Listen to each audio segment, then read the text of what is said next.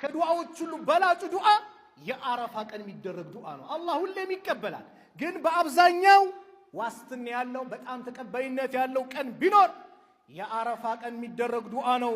ወኸይሩ ማ ቁልቱ አነ ወነቢዩነ ሚን ባዕዲ ኸይር ከተባለ ንግግር እኔም ይሁን ከኔ በፊት የነበሩት ነቢያቶች በአጠቃላይ ሚን ቀብሊ ከኔ በፊት የነበሩ ነቢያቶች በአጠቃላይ ያሉት ነገር ኸይረኛ ነገር ቢኖር አሉ ላኢላሃ ኢላላህ ወህደሁ ላ ሸሪከ ለህ ለሁል ሙልኩ ወለሁል ሐምዱ ወሁወ አላ ኩሊ ሸይን ቀዲር።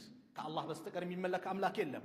ዋህደሁ ብቻውን፣ ላ ሸሪከ ለሁ አጋር የለም። እዚህ ጋር የሚታረድ ከአላህ ውጭ የለም።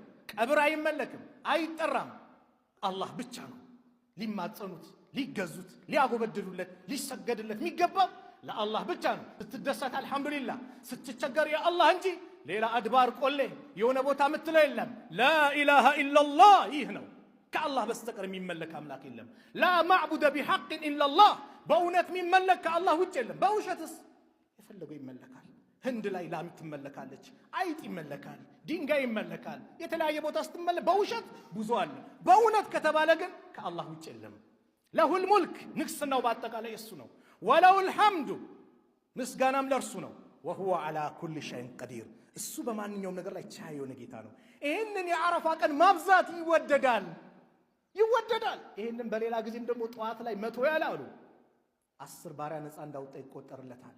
100 ሐሰናት ይጻፍለታል። 100 ሰይአት ወንጀሎች ይሰረዙለታል። ከዛን ቀን በሸይጣን ይጠበቃል። ከሱ የበለጠ የለም።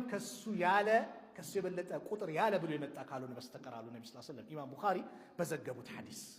ስለዚህ ዱዓ የሚደረግበት ቀን ነው። ታዲያ እንዴት ነው የምናንቀላፈው?